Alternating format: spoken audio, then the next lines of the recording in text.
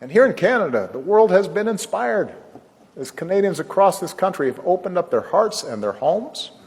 And we've watched citizens knitting toques to keep refugees warm in the winter.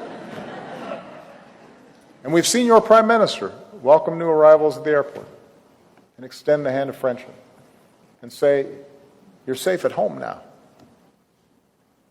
And we see the refugees who feel that they have a special duty to give back and seize the opportunity of a new life. Like the girl who fled Afghanistan by donkey and camel and jet plane, and who remembers being greeted in this country by helping hands and the sound of robins singing. And today she serves in this chamber and in the cabinet because Canada is her home.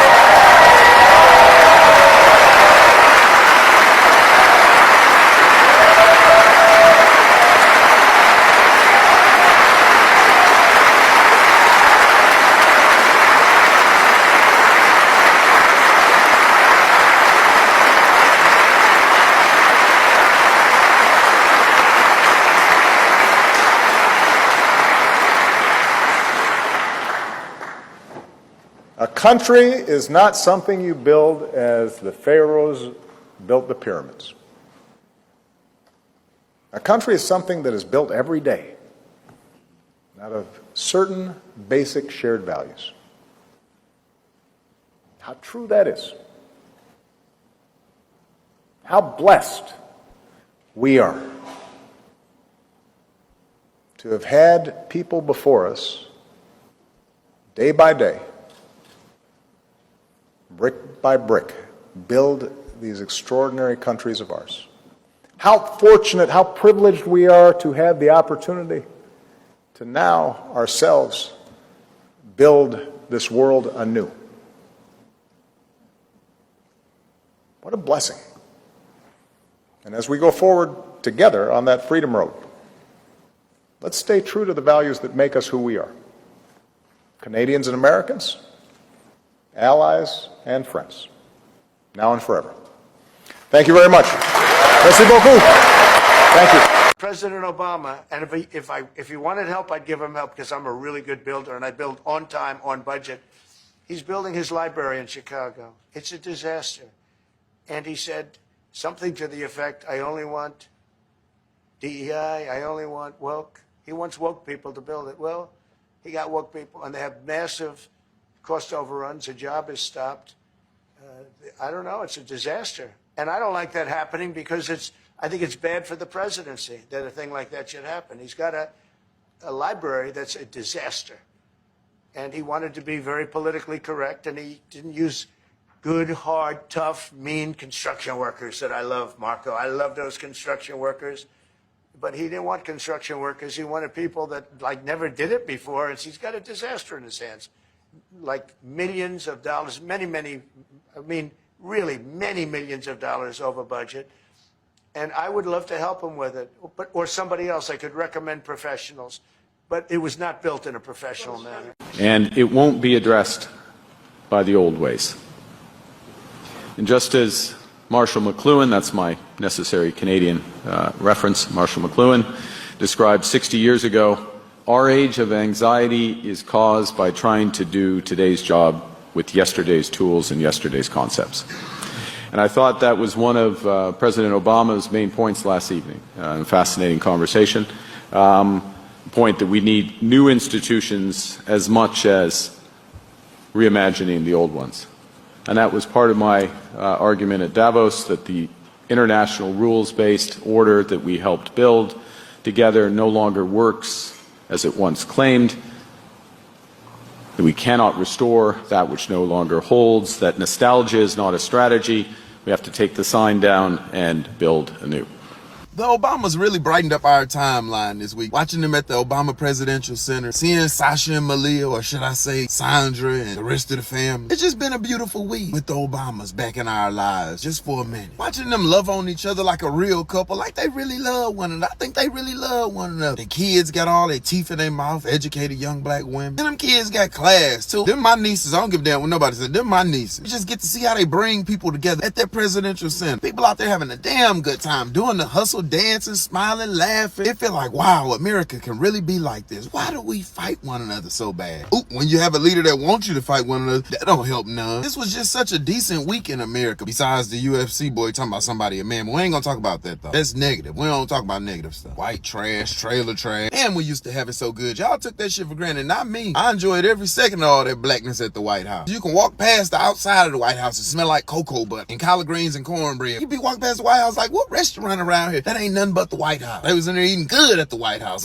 Damn, we had it good. But thank you to the Obamas for giving us just a little piece of joy in the media this week. We needed that. Now back to the ghetto we go. I'm sure Trump gonna come up with some shit. Gonna blow all our motherfucking minds by the end of Friday. I sure wish the fuck they'd save us. Save us, goddammit. I have something to show you that you have never before seen. This is going to be a controversial video that might actually get me canceled on the right. I think I'll survive. But with back-to-back reports, one showing that Trump grifted over $2 billion from his supporters just in the past year and a half, and another report showing that not only was June a disaster for job growth for Trump, but April and May were worse than we thought, I decided to finally answer the most challenging question of our time. Between Barack Obama, Joe Biden, and Donald Trump, who was the worst president? Now, there are a bunch of ways we could answer this question, but I chose the simplest, and I put it in graph form. My ruling is based on the answer to 3 questions. Who created the most debt? Who was the worst at job creation? And how much did they personally profit from being president? So for each president from inauguration day to inauguration day, I calculated the total change in federal debt, the total change in jobs, and the total change of the individual's net worth. For Obama, this meant absorbing job losses that were caused by Bush's Great Recession, along with all new debt taken on over 8 years. For Trump, this meant some job losses at the end of the pandemic, but only 5 years of debt. And for Biden, this meant a huge spike in debt because of stimulus spending, but he also got some of the bounce back job growth after the pandemic. So in terms of fairness, it was really a wash. So now let's look at the numbers. So first, Obama created 11.6 million jobs over his 2 terms. Joe Biden created 15.4 million in just 4 years. But Donald Trump,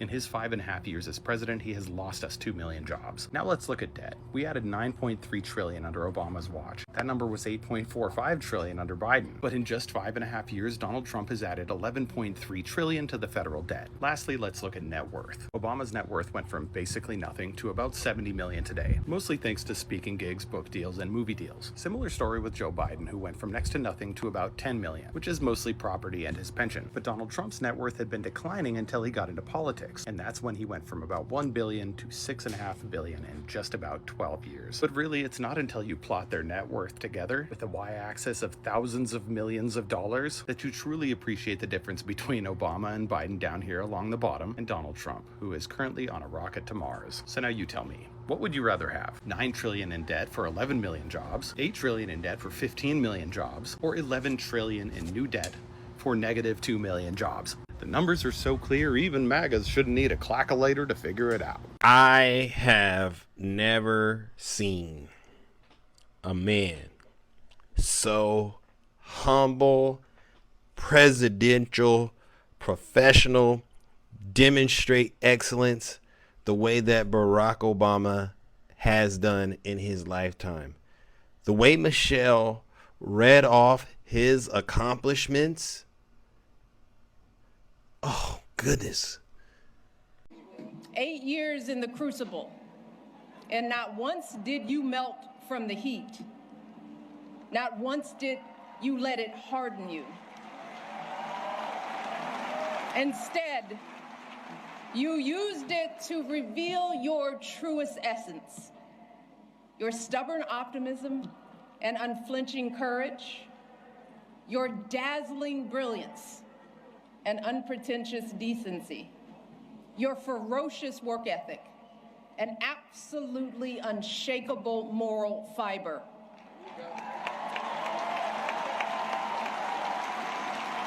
And to do it all as a first, and the higher standard that comes with all that, the claims that a U.S. senator and constitutional law expert wasn't qualified for the job, the lies about your birthright, your faith, your patriotism, the outrage when you stated the biological fact that if you'd had a son, that he too would be black. Yet, you were unflappable at every turn, always focused, always calm, always looking at the long view. How absurd it is to even imagine that you might have buckled under the pressure even once, lashed out in frustration, lost your temper. How absurd it is to imagine that you might have done anything but make our family and this entire country proud.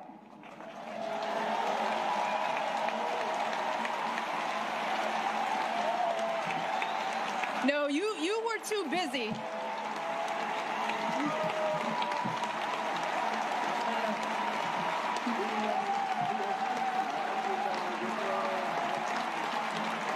I'm not done, y'all. Not done. So much to say. You were doing the people's work, rescuing our economy, expanding health care, ending a war, ordering the bin Laden raid, saving an auto industry, winning a peace prize.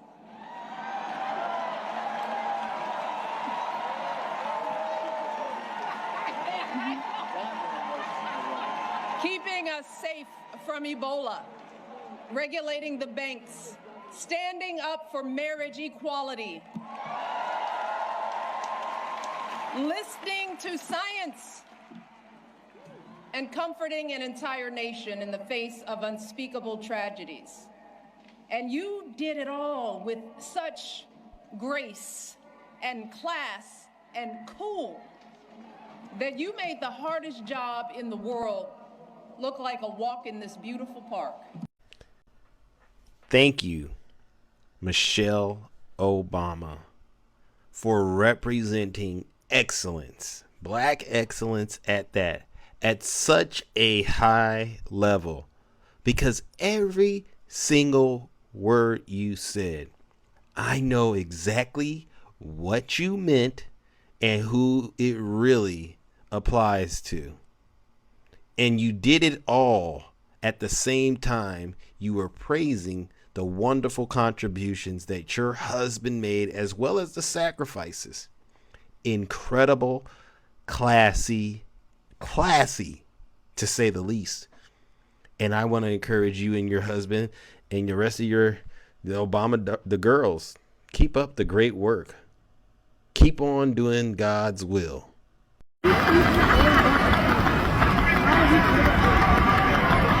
So these people, the American, they are protesting against Barack Obama. He is in Toronto to speak, and the Trump supporters are here to protest against him.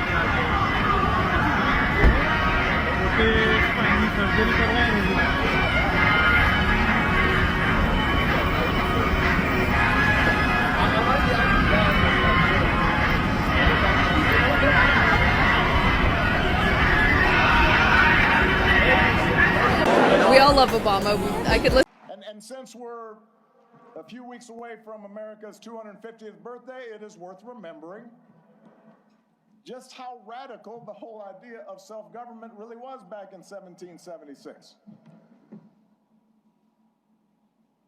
To that point, human history was a tale of conquest and caste and rigid hierarchies. A world where the strong dominated the weak, where power and wealth and status flowed through lineage, and the many were ruled by the few.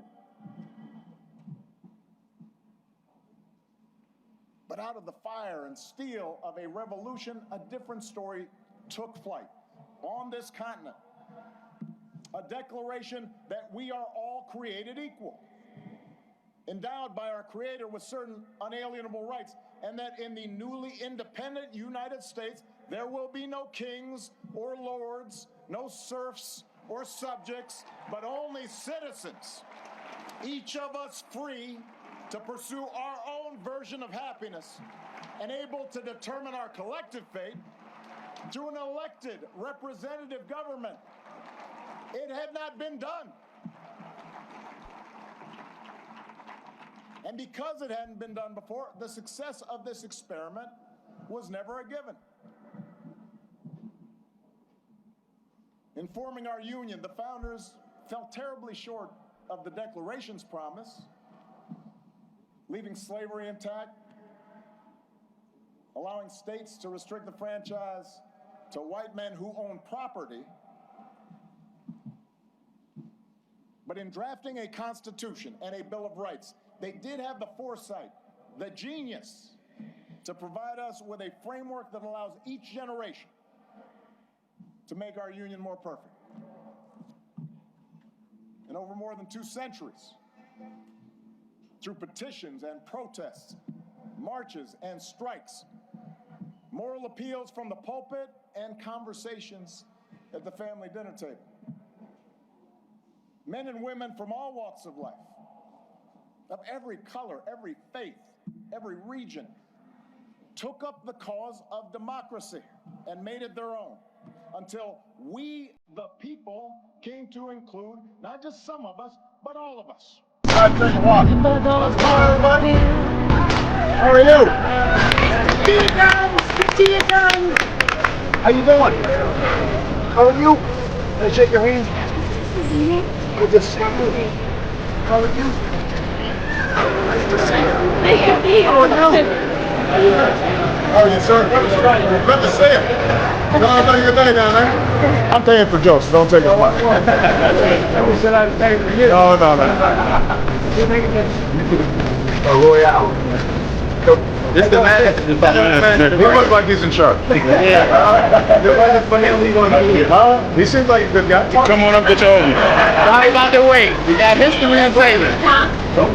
Thanks, guys. Keep it up. Keep coming by. Appreciate it. This house gets to see a romance up close. Thanks for making that possible. Although I still think dude-plomacy is more accurate, but I'll get over it. Thank you for this extraordinary welcome, which tempts me to just shut up and leave. Because it can't get any better than this. So Canada was the very first country that I visited as president. It was in February. It was colder. I was younger. Michelle now refers to my hair as the Great White North. Our only battles take place inside the hockey rink. Even there's an uneasy peace that is maintained. As Americans, we too celebrate the life of Mr. Hockey himself, the late, great Gordie Howe.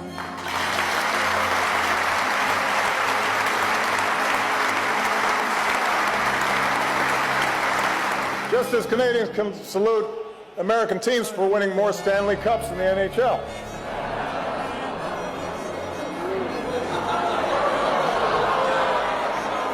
I told you I should have stopped after the applause. Our relationship is so remarkable precisely because it seems so unremarkable, which is why Americans often are surprised when our favorite American actor or singer turns out to be Canadian.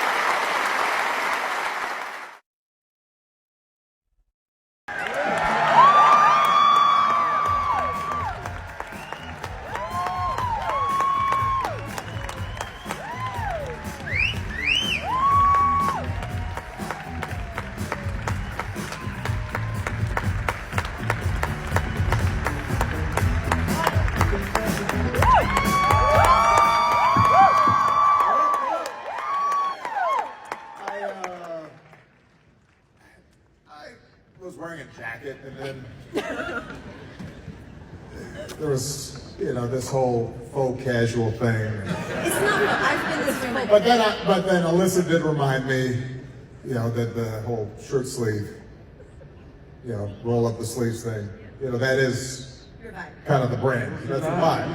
Yeah. For this crew. So, good to see everybody. You too. Do you still feel that hope in our country? I do. The first time I was on the national stage and I talked about hope. Hope in the face of difficulty. I reminded people hope is not blind optimism. The audacity of hope.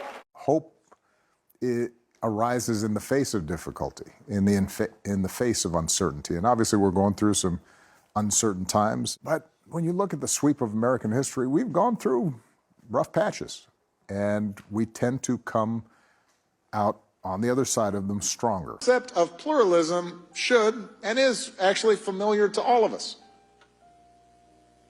It means that in a democracy, we all have to find a way to live alongside individuals and groups who are different than us.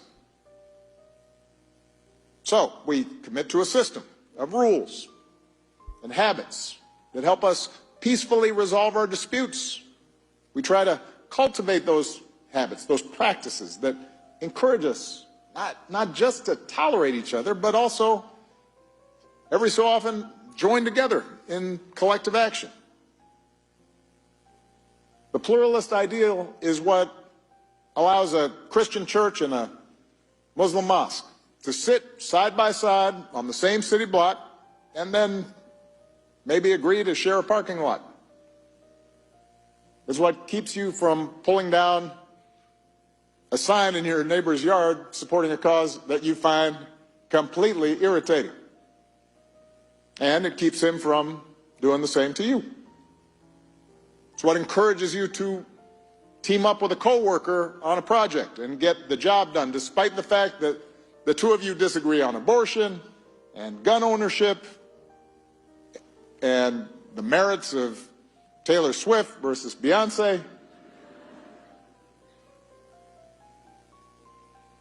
So this idea that each of us has to show a level of forbearance towards those who don't look or think or pray like us, that's at the heart of democracy.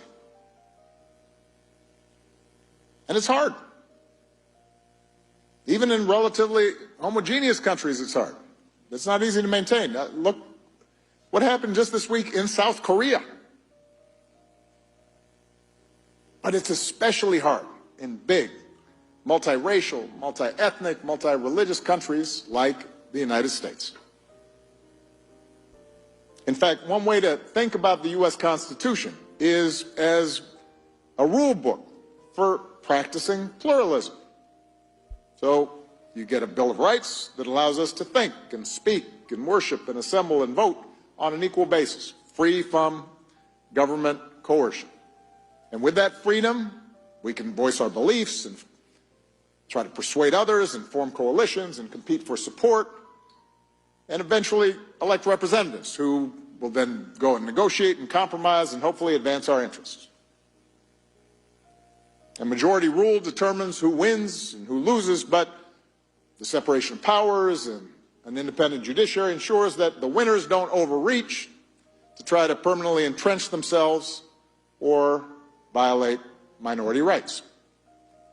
And just like a basketball game or a tennis match, we agree in advance that so long as the rules of the game are followed, the losers will accept the outcome of any given result, even if they still don't like the other side, knowing that they'll have another turn to try and come out on top the next time. Before I leave today, I just want to take a moment to say thank you to every single one of you watching this video right now.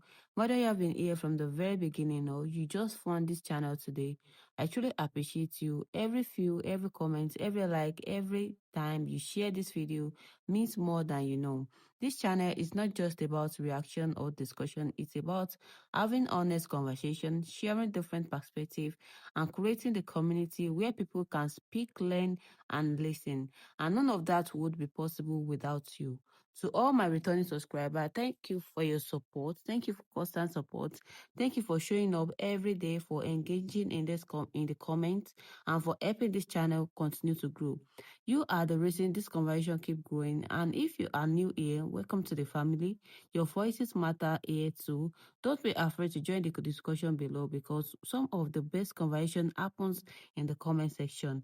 Now, before you leave, I want to hear from you. What do you think about today's topic? Do you agree? Do you disagree? Have you experienced something similar? Drop your thoughts in the comment below because your opinion could become part of our next conversation. And if this video gives you value, open your eyes and make you think differently, please take just 1 second to support this channel. Hit the like button because it helps this video reach more people. Subscribe if you haven't already and turn on all the notification bells so you never miss our future upload. Also share this video with your friends and family and anyone who needs to hear this conversation today. We are growing this community one voice, one story, and one conversation at a time. Thank you again for watching. Thank you for your support. And until next time, stay informed, stay strong, and I'll see you all in my next video.